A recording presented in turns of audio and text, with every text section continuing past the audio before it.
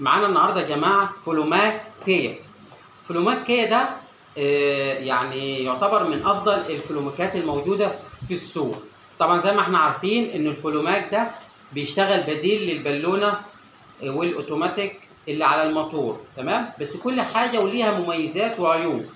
يعني لو هتيجي تقول لي مثلا ايه الفرق بين البالونه والاوتوماتيك والنحاسه، او البالونه والاوتوماتيك عموما يعني، والفلوماك، لانه الاوتوماتيك والبالونه هم يعتبروا في الفلوماك. الفلوماك ده بديل للاوتوماتيك والبالونه. طب امتى نستعمل البالونه والاوتوماتيك وامتى نستعمل الفلوماك؟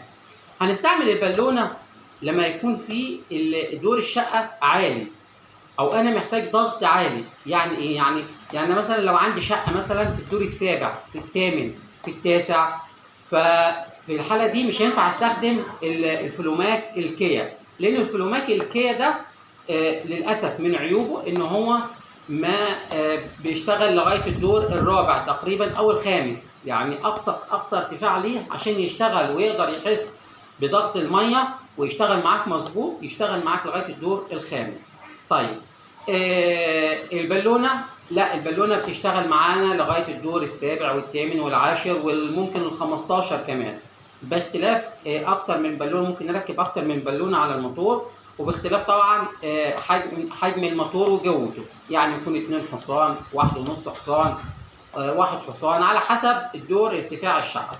طيب دلوقتي احنا اتكلمنا سريعا على الفرق بين البالونه والفلوماك. عايزين دلوقتي هنتكلم عن الفلوماك الكيا بالتحديد. فلوماك الكيا بالتحديد يا جماعه زي ما هتشوفوا دلوقتي هو شكله لونه اصفر، تمام؟ وبيركب لو حد حابب يركبه لوحده، يعني مش محتاج صنايع او حاجه. ولو عنده فلوماك مثلا في البيت راكب على الموتور وحابب يغيره، او في مشكله وحابب يغيره هو، يعرف يغيره بنفسه. الفلوماك الكيا فيه سهمين صغيرين هنا بيحددوا له الاتجاه، الدخول والخروج. طبعا على السهم الاتجاه، الدخول بيكون في بدايه الدخول بتاع الموتور بيتربط الفلوماك، والسهم الخروج ده، سهم الموجه للخروج ده بيبقى بيتربط في الماسوره اللي طالعه للشقه. طيب الفلوماك الدمي ايه مميزاته وعيوبه؟ هو صناعته صيني الصنع. زي ما قلنا ان هو هو عملي جدا وبيستحمل شغل، ويعني قدرته حلوه. بس هو للاسف ما بيشتغلش ازيد من الدور، ما بيرفعش ازيد من الدور الخامس، الرابع، الخامس بيشتغل معاك حلو خالص. معاك الدور الاول، الثاني، الثالث، الرابع، الخامس، كده هيديك قدره حلوه وهيخلي الموتور والشقه تشتغل تمام. والشقه منين ما تفتح ميه الموتور هيحس بدخول الميه وهيشتغل معاك تمام. طب لو اكتر من كده، لو الشقه اعلى من الدور الخامس، انا ما بفضلكش انك تشتغل بالفلوماك الدمي. يبقى يفضل انك تشتري في فلوماكات ثانيه اعلى، هنشرحها في حلقات ثانيه جديده جايه. هنشرح ان شاء الله كل فيديو هنشرح فيه فلوماك جديد وقدرته على الرفع، ممكن يرفع كام دور وطبيعه شغله ايه، تمام؟ النهارده الفلوماك الدمي زي ما احنا قلنا ان هو من عيوبه ان هو ما بيرفعش ازيد من الدور الخامس. يعني ما بيرفعش، هو مش ما بيرفعش، الرفع ده بيبقى تشغيل للموتور، ان هو يعني قدره الموتور هي اللي بتاثر على الرفع. بس الفكره كلها ان الفلوماك ده عباره عن حساس. هو بيشتغل بايه؟ بيشتغل بحساس. الحساس ده بيحس بدخول الميه، فالموتور بيضغط الميه جوه الشقه، بيضغط الميه في المواسير اللي بتوصل للشقه. الشقه دي لو في الدور الرابع او الخامس، بمجرد ما انت تفتح خلاط الميه عندك هيخلي الميه دي اول ما بتتفرغ بتخلي الفلوماك يحس انه في دخول ميه، فالموتور يشتغل تلقائي. لو الدور الشقه اعلى من الخامس، الضغط ده ما بيخليش الفلوماك يبقى يحس بدخول الميه بدرجه كافيه تخلي الموتور يشتغل معاك. فهو يعني انصح ان هو يعني لو حد عنده شقه اعلى من الدور الخامس ما يشتغلش بالفلوماك الكيا، يشتغل بفلوماكات ثانيه هشرحها فيما بعد. ده من حيث ايه؟ يعني مميزاته وعيوبه. هو زي ما قلت ان هو عملي جدا، هو مش وحش، لا هو حلو خالص.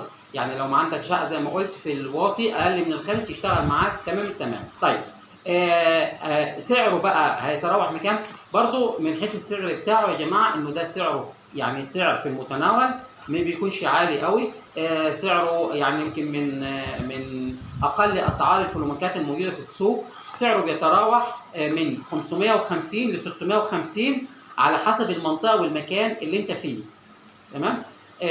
بكده نكون شرحنا فلوماك ديمي زي ما حضراتكم شايفين. كيا قصدي، انا اسف، ده فلوماك كيا.